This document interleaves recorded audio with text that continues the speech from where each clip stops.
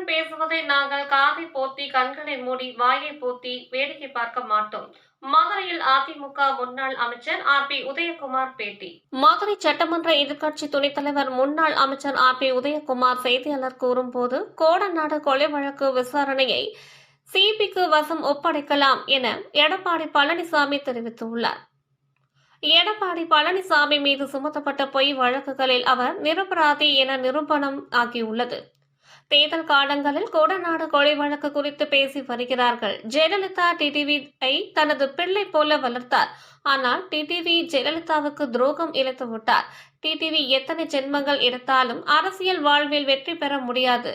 TTV தினகரனுக்கு 2026 தேர்தலோடு அரசியல் வாழ்வுக்கு முடிவுரை எழுதப்படும். கடல் வற்றினால் கருவாடு தின்னலாம் என காத்திருக்கும் கொக்கு போல டிடிவி காத்திருக்கிறார். கடலும் வற்றாது, டிடிவியினால் கருவாடும் தின்ன முடியாது. டெல்லி கார் வெடிப்பு துயரச் சம்பவம் அதிர்ச்சியையும் சோகத்தையும் ஏற்படுத்தியுள்ளது. தீவிர பாதுகாப்பு ஏற்பாடுகளை செய்ய வேண்டும். உயிரிழந்தவர்களுக்கு ஆழ்ந்த இரங்கலும் அனுதாபங்களும். தமிழக அரசியலில் நான் பிடித்த முயலுக்கு 3 கால் என பேசிக்கொண்டும் தூங்குவதைப் போல நடிக்கும், தோல்விக்கும் மேல் தோல்வி அடையும் டிடிவி தினகரன் இயலாமையில் பேசுபவர் தினகரன்.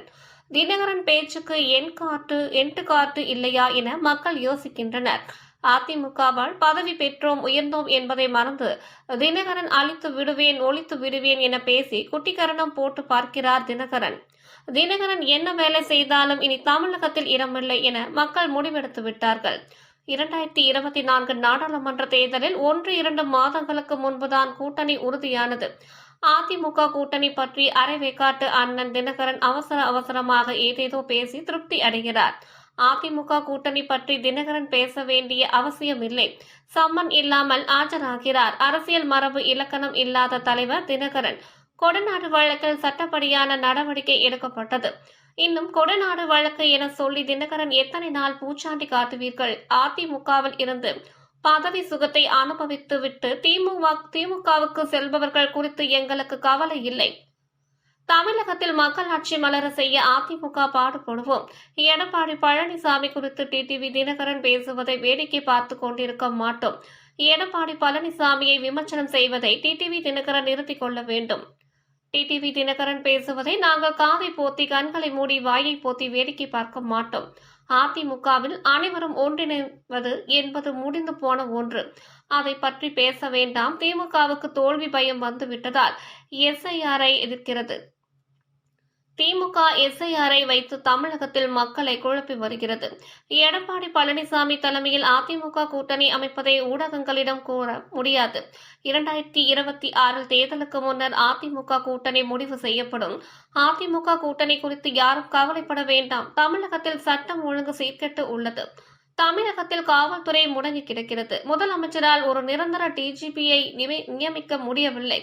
அதிமுகவில் ஒழுங்கு நடவடிக்கை எடுக்கப்பட்டவர்கள் குறித்து நாம் பேச தேவையில்லை. அதிமுக பாஜக கூட்டணி குறித்து நயினார் நாகேந்திரன் தெளிவாக விளக்கம் கூறிவிட்டார். ஓபிஎஸ் கட்சியில் இருந்து நீக்கப்பட்டவர். அவரின் கருத்துக்கு பதில் கருத்து சொல்ல தேவையில்லை.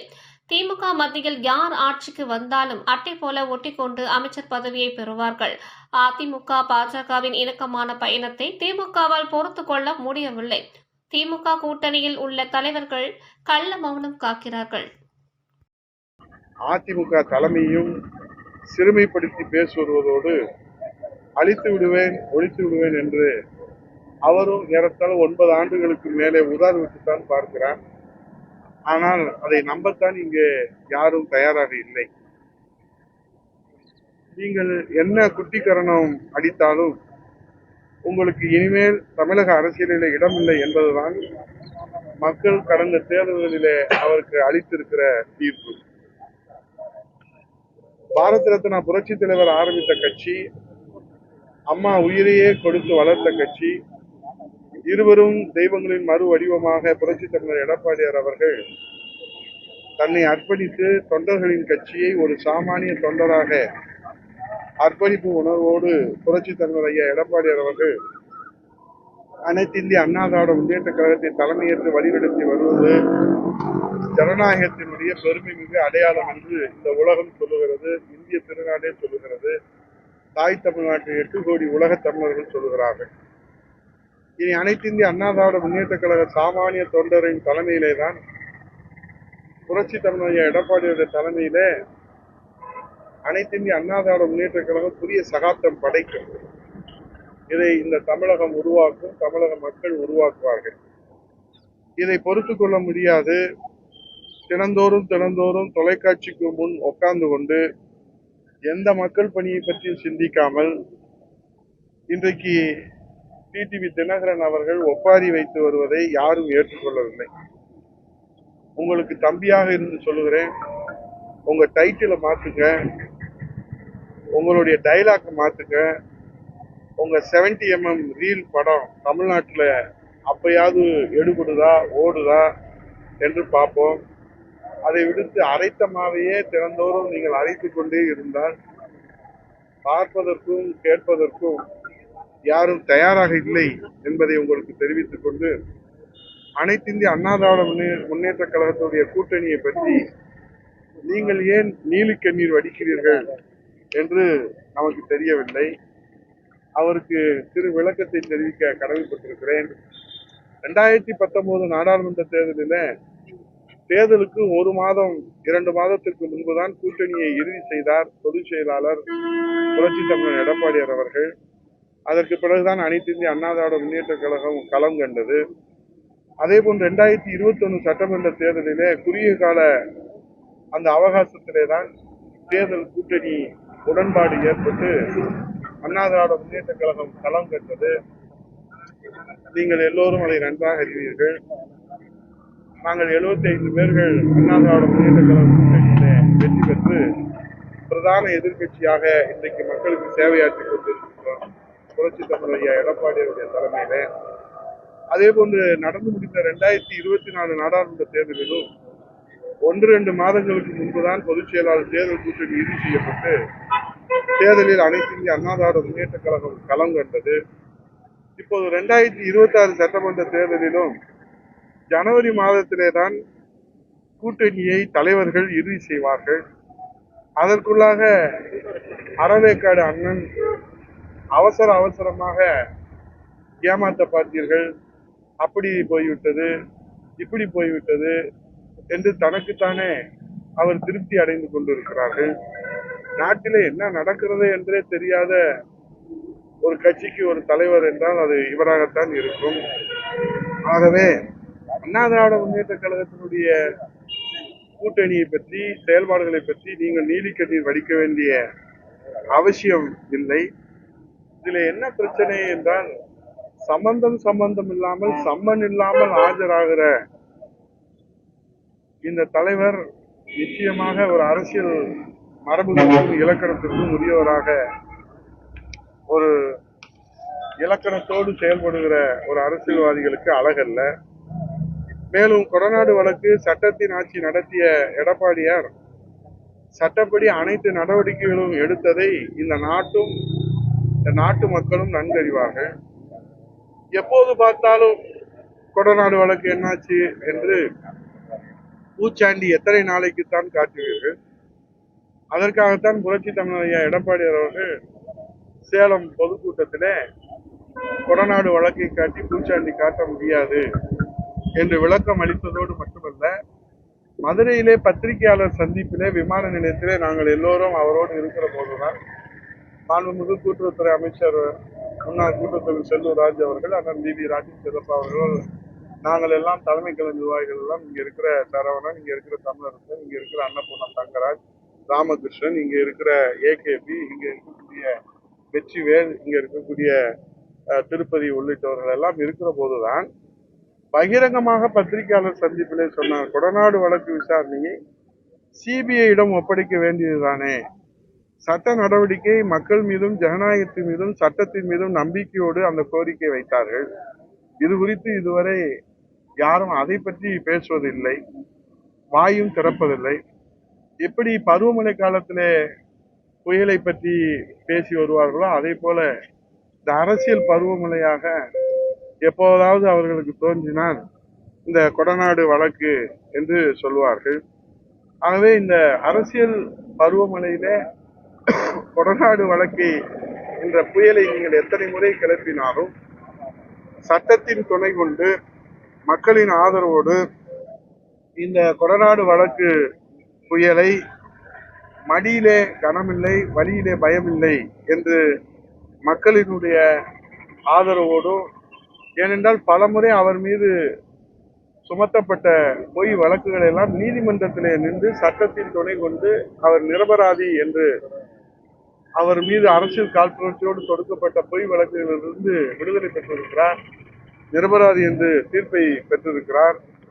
ஆகவே இன்றைக்கு மாண்புமிகு அம்மா அவர்களுடைய வீட்டில் அனைத்து இந்திய அண்ணா திராவிட முன்னேற்ற கழகத்தினுடைய சட்டமன்ற உறுப்பினர்கள் அமைச்சர்கள் பற்றிய ரகசிய தகவல்களை படித்து கிழித்தறிந்தோம் என்று மீண்டும் மீண்டும் ஒரு பச்சை பொய்யை எத்தனை முறை திருப்பி திருப்பி சொன்னாலும் யாரும் நம்ப போவதில்லை. ஏனென்றால் 2011 அம்மா முதல்வராக இருந்த அந்த 10 ஆண்டு காலத்தில் இவர் அம்மா அவர்களுடைய அடிப்படை உறுப்பினர் உள்பட, நல்லா நீங்க தெரிஞ்சுக்கணும், அடிப்படை உறுப்பினர் உள்பட அனைத்து பொறுப்புகளிலிருந்து விடுவிக்கப்பட்டு இவர் கூட யாரும் தொடர்பு கொள்ளக்கூடாது என்று அம்மா அவர்களால் இவர் மீது நடவடிக்கை எடுக்கப்பட்டது.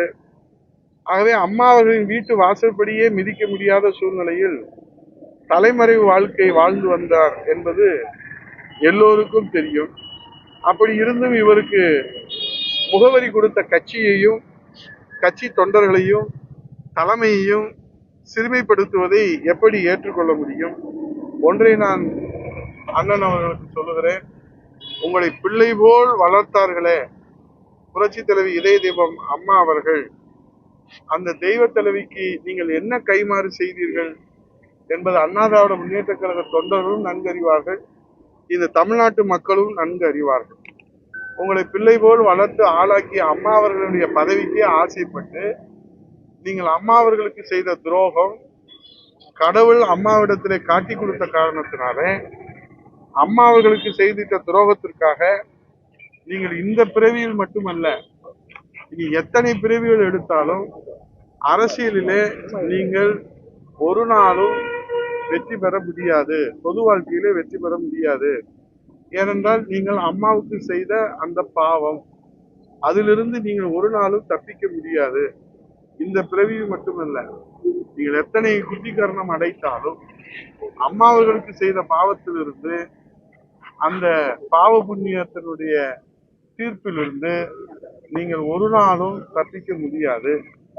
அதற்கு நீங்கள் எத்தனை பச்சை பொய்யை கட்டவிழ்த்து விட்டாலும், கதைகளை சொன்னாலும், கற்பனைகளை சொன்னாலும், உங்களை நம்புவதற்கும் உங்களை பின்தொடர்வதற்கும் யாரும் தயாராக இல்லை.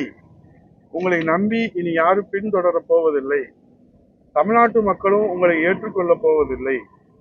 நம்மை எப்படியாவது கரை சேர்ப்பார் என்று காத்திருக்கின்ற 1-2 நபர்களும் உங்களுக்கு பின்னால் அதீத நம்பிக்கையோடு கவலையோடு பயணிக்கிற நிர்வாகிகளும் உங்களுடைய இந்த சிறுபிள்ளைத்தனமான நடவடிக்கையினால, இந்த பழிவாங்கும் நடவடிக்கையினால, போகாத ஊருக்கு வழி சொல்லுகிற இந்த நடவடிக்கையினால அவர்களும் உங்களை விட்டு விலகிற நேரம் காலம் வந்திருக்கிறது.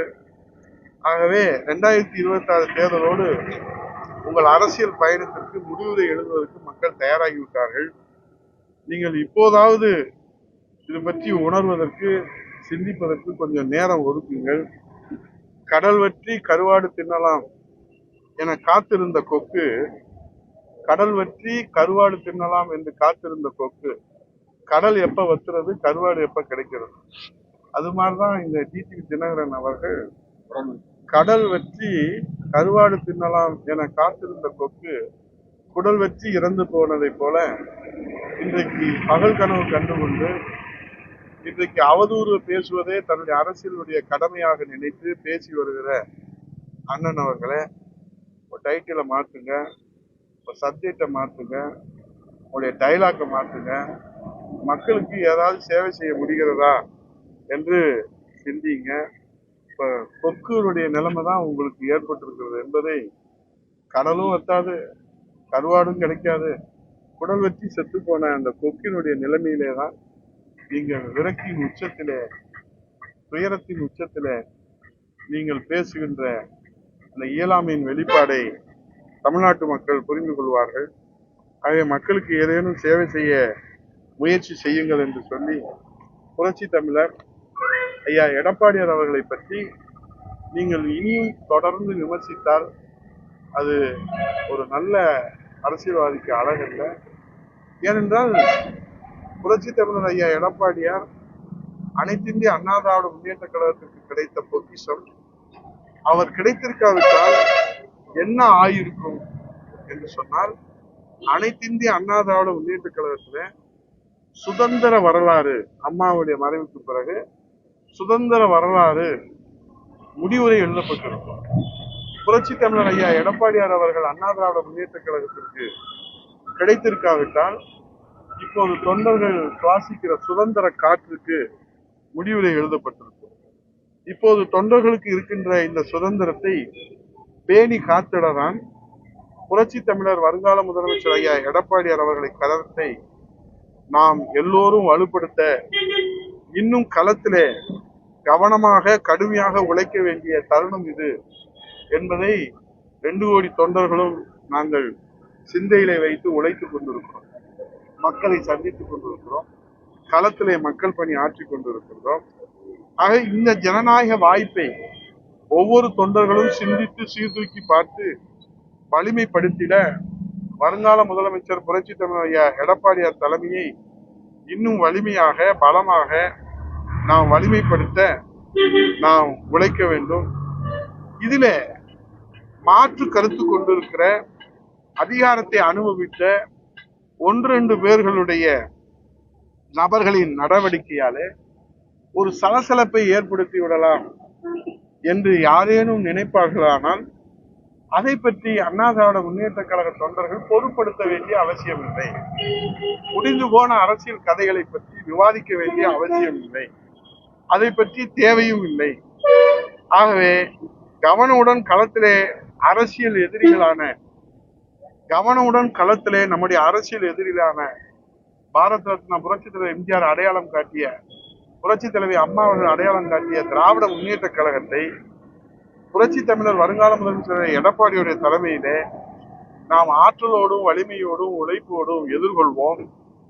அம்மாவுடைய காலத்திலே புரட்சி தமிழர் ஐயா எடப்பாடியார் அவர்கள் அம்மாவுடைய காலத்திலே அண்ணா திராவிட முன்னேற்ற கழகத்திற்கு கிடைத்த அந்த வெற்றி சரித்திரத்தை மீண்டும் நாம் மலரச் செய்வோம். மக்கள் துணையோடும் இருவரும் தெய்வங்களுடைய நல் ஆட்சியோடும் தொண்டர்களுடைய உழைப்போடும் புரட்சி தமிழர் ஐயா எடப்பாடியார் அவருடைய தலைமையிலே நாம் அண்ணா திராவிட முன்னேற்ற கழகத்தை வலிமைப்படுத்த வேண்டிய தருணம் இது. இல்லை என்றால் புறவழி வாசலிலே மன்னராட்சிக்கு மகுடம் சூட்டுகின்ற வகையிலே இளவரசராக மகுடம் சூட்டி இருக்கின்ற மாண்புமிகு துணை முதலமைச்சர் அவர்கள் கால் என்றெல்லாம் அவர் பேசுவது அவருடைய பயத்தையும் நடுக்கத்தையும் காட்டுகிறது. நாங்கள் என்ன சொல்லுகிறோம்? அரசியல் ரீதியான விவாதங்களை புரட்சி தமிழர் ஐயா எடப்பாடியார் அவர்கள் 4½ ஆண்டு காலம் பொற்கால ஆட்சி கொடுத்தார்கள். அது குறித்து உங்களால் ஏதேனும் குற்றம் குறைகளை உங்களால் விவாதிக்க முடிகிறதா? அதை விட்டு தனிப்பட்ட முறையிலே விமர்சனம் செய்கிற இந்த அரசியல் பண்பட்ட சிறுபிள்ளைத்தனமான குழந்தைத்தனமான அரசியல் அநாகரிகமான விமர்சனங்களை எல்லாம் இன்றைக்கு இளவரசர் போன்றவர்கள் எல்லாம் வெளியிடுகிறார்கள் என்று சொன்னால் நாம் இன்னும் அண்ணா திராவிட முன்னேற்ற கழக தொண்டர்கள் சிந்திக்க வேண்டிய தருணம் இது. நாம் புரட்சி தமிழர் ஐயா எடப்பாடியோட தலைமையிலே களத்திலே நின்று கடுமையாக உழைத்து வருகின்ற சட்டமன்ற தேர்தலிலே நாம் துறவி எதிரியான ஜென்ம விரோதியான திராவிட முன்னேற்ற கழகத்துடைய அஜெண்டாவை சுக்கு நூறாக தகர்த்து எறிந்து நாம் பிரிந்து கிடக்கிறோம் என்ற மாய தோற்றத்தை ஏற்படுத்துவதற்காக அவர்கள் இன்றைக்கு பல்வேறு தேர்தல் யுக்திகளை பயன்படுத்துகிறார்கள். அதையெல்லாம் நம்முடைய உழைப்பாலை முறியடித்து இங்கே இருந்து பதவி சுகத்தை அனுபவித்துவிட்டு அதிகாரத்தை அனுபவித்துவிட்டு தொண்டர்களுடைய உழைப்பை இரத்தமாக உறிந்து இன்றைக்கு அதிகாரத்திற்காக அரசியல் அடையாளத்திற்காக திமுகவுக்கு செல்பவர்களை பற்றி நாம் கவலை கொள்ள தேவையில்லை. திமுகவினுடைய கைக்கூலியாக இருந்து விமர்சனம் செய்பவர்களையும் நாம் கவலைப்பட தேவையில்லை, பொருட்படுத்த தேவையில்லை. அர்ஜுனன் குறி போல நம்முடைய ஒரே இலக்கு புரட்சி தமிழர் ஐயா எடப்பாடியார் அவர்களை முதலமைச்சர் அணியிலே அமர்த்தி மீண்டும் இந்த அன்னை தமிழகத்திலே மக்களாட்சி மலரச் செய்வோம், ஜனநாயகத்தை மலரச் செய்வோம், இரட்டை இலை மலரச் செய்வோம் என்பதை இந்த நேரத்தில் தொண்டர்களாகிய நாம், சாமானிய தொண்டர்களான நாம், மக்கள் பணி செய்வதை தவிர வேறு ஒன்றும் அறியாத அண்ணா திராவிட முன்னேற்ற கழக தொண்டர்களாகிய நாம் உறுதியேற்று சூளுரையேற்று பணியாற்ற வேண்டும் என்பதை இந்த பத்திரிகையாளர் சந்திப்பு மூலமாக கேட்டுக்கொண்டு, பத்திரிகையாளர் சந்திப்பு மூலமாக தங்கள் இருப்பை அடையாளப்படுத்திக் கொள்கிற, தான் பிடித்த முயலுக்கு 3 கால் என்று பிடிவாதம் பிடிக்கிற அவர்களை பற்றி நாம் பொருட்படுத்த வேண்டியதில்லை என்று தெரிவித்துக் கொள்கிறேன். நன்றி, வணக்கம். எப்போதுமே பேட்டி ஆரம்பிக்கும் போது விமர்சனம் பண்ணி தான் பேசுறீங்க. இன்னைக்கு டிடிவி தினகரனுக்கு இவ்வளவு பெரிய விளக்கம் தேவையா? அந்த அளவுக்கு அவருடைய பேட்டி உங்களை மனதை காயப்படுத்தி. எங்களுடைய தலைமையை பற்றி ஆதாரம் இல்லாமல் அவதூறாக பேசுவதை நாங்கள் பார்த்து கொண்டு கண்ணை மூடிக்கொண்டு பொறுத்து கொண்டு இருக்க முடியாது. அவர் பேசுவதெல்லாம் பச்சை பொய் என்பதை அனைத்து இந்திய அண்ணா திராவிட முன்னேற்ற கழக தொண்டர்களுக்கு மட்டுமல்ல, 8 கோடி தமிழர்களுக்கும் விளக்கம் சொல்லுகிற பொறுப்பும் கடமையும் எங்கள் ஒவ்வொருவருக்கும் இருக்கிறது. அதனால்தான் உங்களிடத்துல இந்த விளக்கத்தை நாங்கள் சொல்லுகிறோம். எங்களுக்கு எந்த விதமான பாதிப்பும் ஏற்படுத்திவிட முடியாது. அவருக்கு தான் இப்போது தோல்வி மேல் தோல்வியும் பாதிப்புக்கு மேல் பாதிப்பும் ஏற்பட்டிருக்கிற காரணத்தினாலே வாய்க்கு வந்ததையெல்லாம் அவர் பேசுவதை அவர் நிறுத்திக் கொள்ள வேண்டும் என்பதைத்தான் நடந்த விவகாரங்களை விளக்கமாக நாங்கள் சொல்லுகிறோம். ஆகவே அவருக்கு இன்றைக்கு எங்கே போவது என்று திக்கு தெரியாமல் முட்டுச்சந்திரை முட்டி நின்று கொண்டிருக்கிறார். ஆகவே அவருக்கு இருக்கக்கூடிய அந்த அரசியல் எதிர்காலத்திற்கான வாய்ப்பு தெரியவில்லை என்கிற விரக்தியில தோல்வியின் உச்சத்திலே இருக்கிற தொண்டர்களின் நம்பிக்கை இழந்த மக்கள் இன்றைக்கு அவரை நிராகரித்திருப்பதை அவரால் தாங்கிக் கொள்ள முடியாமல் இன்றைக்கு எங்கள் மீது அவதூறுகளை அள்ளி வீசுவதை நாங்கள் கண்ணை மூடிக்கொண்டு வாயை பொத்திக் கொண்டு பார்த்து கொண்டிருக்க முடியாது. செங்கோட்டையன் இருக்கட்டும், ஓ பன்னீர்செல்வம் இருக்கட்டும், சசிகலா எல்லாருக்கும் இருக்கிறது ஒற்றுமை ஓரணி தானே சார்? அதுல என்ன சார் உங்க தர்மத்தை ஒன்றிணைந்தால் உங்களுக்கு தானே சார் பலமாகும்? தம்பி, அது முடிஞ்சு போனது. அவரு நேற்று பொதுச் செயலாளர் அவர்கள் கூட கோவையில உங்களை மாதிரி ஒரு பத்திரிகையாளர் கேட்டப்போ முடிஞ்சு போன விவகாரத்தை பற்றி விவாதிக்க வேண்டிய அவசியம் சொல்லிட்டாங்க. அதனால திரும்ப அது குறித்து நம்ம ஏற்கனவே பல விளக்கங்களை சொல்லிட்டோம். பொதுச் செயலாளர் அது குறித்து நீண்ட விளக்கத்தை சொல்லிவிட்டார்கள். அது குறித்து விவாதிக்க வேண்டியது அது ஒரு முடிஞ்சு போனது. அவர் எங்க கட்சியில இல்லை, அதனால அவர் கருத்தை பற்றி விவாதிக்க வேண்டிய அவசியம் இல்லை. அடுத்த கட்ட தலைவர்கள் எல்லாம் அந்த ஒற்றுமைக்கு ஏற்பாடு செய்தீங்கன்னா அதிமுக பலம் பெறும் ஆட்சி அமைக்கணும். ஏன் அந்த ஒற்றுமைக்கு பேச மாட்டீங்க? பொதுச் செயலாளர் புரட்சி தமிழ் ஐயா எடப்பாடியார் அவர்களை முதலமைச்சரை அமர்த்தி மக்களாட்சி மலர வேண்டும், ஜனநாயகம் மலர வேண்டும் என்றுதான் 2 கோடி தொண்டர்களும் உழைத்துக் கொண்டிருக்கிறார்கள். அந்த சிந்தனையும் செயலும் லட்சியமும் கொள்கையும் ஒன்றாக இருப்பவர்களை நிச்சயமாக புரட்சி தமிழ் ஐயா எடப்பாடியார் அவர்கள் தாய் உள்ளத்தோடு அரவணைத்து செல்வார்கள். நமக்கு எதிரியாக இருப்பவரிடத்துல நாம் சரணாகதி அடைந்து விட்டோம் என்று சொன்னால் அதற்கு பிறகு அவருடைய பேச்சுக்கு அண்ணா திராவிட முன்னேற்ற கழக தொண்டர்கள் முக்கியத்துவம் கொடுக்க வேண்டிய அவசியம் இல்லை. எஸ்ஐஆருக்கு அவங்க நீதிமன்றம் போயிருக்காங்க. இன்னைக்கு தலைநகரால ஆர்ப்பாட்டம் கூட ஆரம்பிச்சிருக்காங்க. ஆனா அதே நேரத்துல உதவி என்று கூட அறிவிச்சிருக்காங்க. இதை எப்படி பாக்குறீங்க? ஒவ்வொரு தொகுதியிலும் ஒவ்வொரு தேர்தலிலும் வாக்காளர் பட்டியலில் இடம்பெற வேண்டும் என்பதுதான் எல்லோருடைய உரிமை. அதே போன்று நகரத்திலே குடியிருப்பவர்கள் வீடு மாறி போன பின்பும் அவர்களது பெயரும் வாக்காளர் பட்டியலிலே இடம் பிடித்திருக்கிறது. இறந்தவருடைய பெயர் இடம் பிடித்திருக்கிறது. இப்படி முறைகேடாக இருக்கும் வாக்காளர்களை எல்லாம் நீக்கிவிட்டு தகுதியான வாக்காளர்கள் இருக்க வேண்டும் என்பதற்காகத்தான் இந்த வாக்காளர் பட்டியல் சிறப்பு தீவிர திருத்தம் நடைபெற்று வருகிறது. அதை அண்ணா திராவிட முன்னேற்ற கழகம் வரவேற்கிறது. தகுதியானவர்கள் வாக்களிக்க வேண்டும் என்பதற்காகவே வாக்காளர் பட்டியல் சிறப்பு தீவிர திருத்தத்தை அதிமுக ஆதரிக்கிறது. மேலும் இந்த எஸ்ஐஆர் குறித்த உண்மையை மக்களுக்கு எடுத்துரைக்கவே அண்ணா திராவிட முன்னேற்ற கழகம் சுப்ரீம் கோர்ட்டுக்கு தங்களையும் வழக்கில் இணைத்துக் கொண்டிருக்கிறது. திமுக எஸ்ஐஆரை பற்றி தவறாக கூறி மக்களை குழப்பி வருகிறது, வதந்தியை பரப்பி வருகிறது.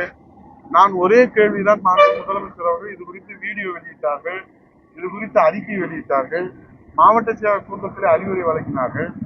நான் கேட்பது என்னவென்றால், 4ஆம் தேதி தொடங்கி இப்போதுதான் எனுமரேஷன் ஃபார்ம் கணக்கீட்டு படிவம் கொடுத்துக் கொண்டிருக்கிறார்கள். நீதிமன்றத்திலே வழக்கு தொடுத்திருக்கிறீர்கள், போராட்டம் நடத்துகிறீர்கள், மாவட்ட செயலாளரிடத்திலே இதில் கவனமாக இருங்கள் என்று சொல்லுகிறீர்கள். மாண்புமிகு முதலமைச்சர் முத்துவேல் கருணாநிதி ஸ்டாலின் அவர்களே, மக்களின் வாக்குகள் பறிபோகும் என்று திமுக தொடர்ந்து வதந்தியை பரப்பி வருகிறது. எப்படி பறிபோகும்? அதுதான் கேள்வி. எனுமரேஷன் படிவத்தை PLO என்ற பூத் லெவல் ஆபீசர் அதை வாக்காளர்கிட்ட பிரிண்ட் எடுத்து கொடுக்குறாங்க. அந்த படிவத்திலே PLO உடைய பெயரும் பிரிண்ட் அடிச்சிருக்கிறாங்க, போட்டோ அதுல இருக்குது. அவங்க வீடு வீடா போய் கொடுக்குறாங்க, 3 தடவை போறாங்க. அதை பூர்த்தி செய்து அவங்க கிட்ட வாங்கிக்கிறாங்க.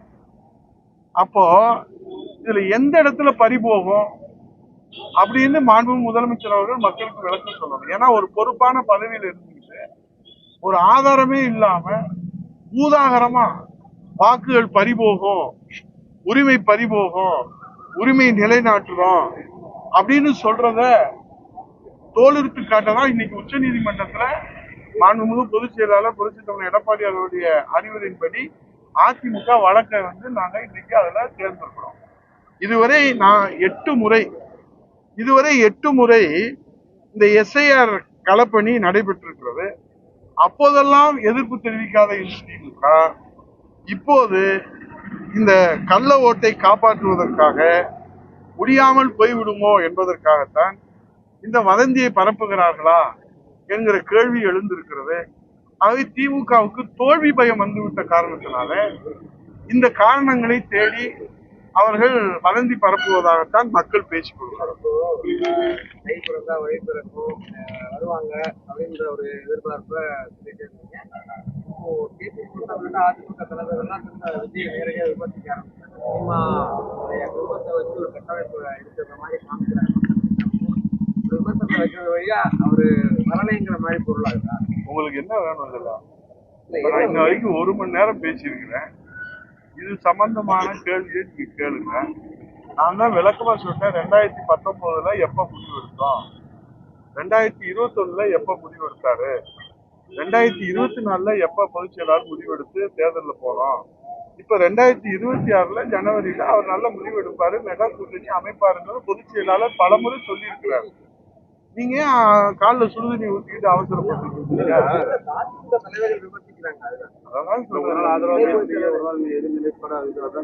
நாங்க புரட்சி தலைவர் எடப்பாடியார் தான் பொதுச் செயலாளர், நிரந்தர பொதுச் செயலாளர். அவருடைய தலைமையில தான் கடந்த 3 தேர்தல்லாம் அவருடைய வழிகாட்டுதலோட, அவருடைய தலைமையோட, அவருடைய அறிவுரையோட கூட்டணி அமைக்கப்பட்டது.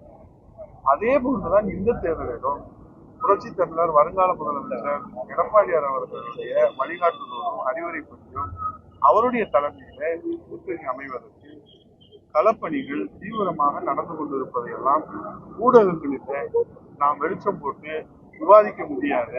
ஆகவே நீங்கள் ஜனவரி மாதம் வரை நீங்கள் பொறுத்திருங்கள். நிச்சயமாக உங்கள் நல்ல எண்ணத்தின்படி உங்களுடைய எண்ணங்கள் போல் நல்லதே நடக்கும். எதிர்பார்க்கலாமா? விஜய் வருவாரு, OPS வருவாருன்னா எதிர்பார்க்கலாமா? இல்ல அந்த வெயிட்டன்சில இருந்து பின்வாங்கிறீங்களா? இந்த பின்வாங்கல் இல்ல, நீங்க மட்டும் பொறுமையா இருங்க. எல்லா தலைவர்களும் என்ன சொல்லியிருக்காங்க, ஜனவரியில பொதுக்கூட்டம் நடத்துறோம், மாநாடு நடத்துறோம், நாங்க தீர்வு சொல்றோம். அவங்க எல்லாம் போய் நீங்க கேட்க மாட்டீங்க. அதிமுகவே தான் நீங்க கேட்டே இருக்கீங்க. பொதுச் செயலாளர் எல்லா பேருமே என்ன சொல்லியிருக்கிறாங்க, தேர்தல் எப்ப நமக்கு வருது, 2026 தான் வருது. இப்ப நம்ம 2025 தான். நம்ம களப்பணி என்னன்னு கேளுங்க, என்ன களப்பணி நம்ம செஞ்சு கொடுத்துருக்கோம் கேளுங்க.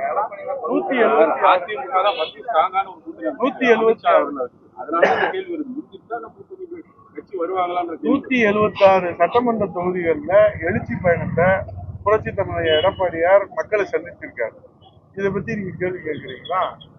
ஏன் வெற்றி 176 தொகுதியில நேரடியா போய் சந்திச்சிருக்கிறாருல, எந்த தலைவர் சந்திச்சிருக்கிறாங்க சொல்லுங்க? 176 சட்டமன்ற தொகுதியிலும் நேரடியா போய் அந்த மக்களை சந்தித்து இந்த அவல ஆட்சியினுடைய நிலையை, உண்மைத்தன்மையை தோல்வி. ஒரு டிஜிபி பொறுப்பு டிஜிபியா வச்சுக்கிட்டு இத்தனை மாசமா போய்கொண்டு இருக்கிறது. ஒரு டிஜிபி நியமிக்க முடியலையா? முதலமைச்சர்னால பரிந்துரை செய்த முடியலையா? எவ்வளவு பெரிய நமக்கு அவமானம். இப்ப நாடு முழுவதும் பயங்கரவாத தாக்குதலுக்கு தீவிர பாதுகாப்பு நடவடிக்கை எடுக்கணும்னா டிஜிபி நிரந்தர டிஜிபி இருந்தா தானே பண்ண முடியும். யாரு மக்களுடைய உயிருக்கு யார் பாதுகாப்பு? உள்துறை கையில வைத்திருக்கிற முதலமைச்சர் தானே பாதுகாப்பு. இதைத்தான் மாண்புமிகு எதிர்கட்சி தலைவர் வருங்கால முதலமைச்சர் புரட்சித் தலைவர் எடப்பாடி தோல் எடுத்து காட்டுறாரு. அதை பத்தி நீங்க விவாதிக்க மாட்டீங்க, செய்தி போட மாட்டீங்க, மக்கள்கிட்ட சொல்ல மாட்டீங்க. உங்களுக்கு பரபரப்பு வேணும், விவாதத்துக்கு தலைப்பு வேணும். அதுக்கு நாங்க தானே கிடைச்சோம். அதிமுக ஆட்சி காலத்துல கொண்டு வந்த 11 மருத்துவக் கல்லூரியும் அறகுறையா தான் விட்டுட்டு போயிட்டீங்க. நாங்க தான் சரி பண்ணிருக்கோம். நேற்று மாசம் பேசிட்டு பேசுறாரு. அவங்க பாவம் அவரெல்லாம் போய் பார்க்க சொல்லுங்க. நீங்களும் பாருங்க. இதெல்லாம் சட்டசபையில நீண்ட விவாதம் பண்ணி நான் என்ன சொல்றேன், அரைகுறையா விட்டாங்க, முழுசா விட்டாங்க. நீ ஒரு மருத்துவக் கல்லூரி வாங்குவேன் இந்த 4.5 ஆண்டுகள் மாசு. ஒரே ஒரு மருத்துவக் கல்லூரி வாங்கி இருந்து குற்றம் சொன்னா பரவாயில்ல. அப்ப இது என்னன்னா அரசியல் காழ்ப்புணர்ச்சி தான். மக்களுக்கு ஒரு நல்ல சேவை கிடைக்குதுன்னா அதை மாற்றான் தோட்டத்து மல்லிகைக்கு மனம் உண்டு என்று பேரறிஞர் அண்ணாவுடைய வழியில பாராட்ட மனம் இல்லை என்று சொன்னார். நான் என்ன சொல்றேன் குமார், 11 மருத்துவக் கல்லூரி நீங்க எப்படி இருக்குதுன்னு நீங்க போய் களத்துல ஆய்வு செஞ்சு தீர்ப்பு சொல்லுங்க. உங்க காலத்துல நீங்க எங்க போனீங்க? ஒரு மருத்துவக் கல்லூரி நீங்க வாங்கிக்கிட்டு நீங்க பதில் சொன்னீங்கன்னா, குறை சொன்னீங்கன்னா பரவாயில்ல. புரட்சித் தலைவர் எடப்பாடி அவருடைய மதிநுட்பத்தாலே, சாதுரியத்தாலே மத்திய அரசை வலியுறுத்தி மக்களுடைய தேவைக்காக, மக்களுடைய பயன்பாட்டிற்காக, மக்களுடைய எதிர்கால தேவைக்காக தொலைநோக்கு சிந்தனையோடு 11 மருத்துவக் கல்லூரி வாங்கிட்டு வந்தா இதுல அது ஓட்ட இது ஓட்டன்னு சொன்னா எதுல ஓட்டன்னு நம்ம தான் பார்க்கணும். நன்றி, வணக்கம். திருச்சியில சிஎம் இருக்கிறப்போ அங்க ஒரு மர்டர் ஆயிருக்கு. காவலர் குடியிருப்பு வீட்டுக்குள்ளே இது மட்டும் பேசணும்னா இன்னைக்கு ஃபுல்லா பேசலாம். சட்டம் ஒழுங்கு அந்த அளவுக்கு சீர்கெட்டு போயிருக்கிறது. அதுதான் நான் சொல்றேன், ஒரு நிரந்தர ஒரு டிஜிபி நியமனம் பண்ணுவதற்கு கூட ஸ்டாலின் அவர்கள் தயாராக. அவரு பொறுப்பு டிஜிபியும் வச்சிருக்கிறதுனால அவர் என்ன உத்தரவு பண்ணுவாரு, அவருக்கு கீழே இருக்கிற அதிகாரிகள் அதை எப்படி செயல்படுத்துறாங்க. இன்னைக்கு காவல்துறை செயலிழந்து முடங்கி போயிருப்பதுதான் இந்த துயர சம்பவங்களுடைய தொடர்ச்சி. கோவையில பாலியல் சம்பவம், இங்க கள்ளக்குறிச்சியில கள்ளச்சாராய சம்பவம், இங்க காவல்துறையில உள்ளே போய் மரணம் தொடர்ந்து நடைபெறுகிறது. இதற்கு காவல்துறையை சுதந்திரமாக செயல்படுவதற்கு இந்த அரசு அனுமதிக்கவில்லையா என்கிற 1000 கேள்வி எடுத்து. நன்றி, வணக்கம். செங்கோட்டையனா இருக்கட்டும், ஓபிஎஸ் இருக்கட்டும், இவங்கெல்லாம் என்ன சொல்றாங்கன்னா, பாஜக தான் அதிமுக ஒருங்கிணைப்பு பத்தி எங்களை பேச சொல்றாங்க, அதனாலதான் நாங்க பேசணும், நாங்க தனிப்பட்ட முறையில எதுவும் செய்யல அப்படின்லாம் செங்கோட்டையன் பேசுறாரு. இந்த ரோல் பின்னாடி பாஜக இருக்காங்கன்றதான ஊர்ஜிதமா, ஏன்னா அவங்களே சொல்றாங்களா? நான் தெளிவா சொல்றேன், கட்சியில் இருந்து ஒழுங்கு நடவடிக்கை எடுக்கப்பட்டவர்கள் சொல்லுகிற கருத்துக்கு நாம் முக்கியத்துவம் கொடுக்க வேண்டியதில்லை, பொருட்படுத்த வேண்டியதில்லை, அதை பத்தி விவாதிக்க வேண்டியதில்லை, அதை பத்தி அவசியம் இல்லை. முடிந்து போன விவகாரம் அது. நீங்க கட்சியில இருக்கிறவங்க பத்தி பேசுறாங்களான்னு சொல்லுங்க.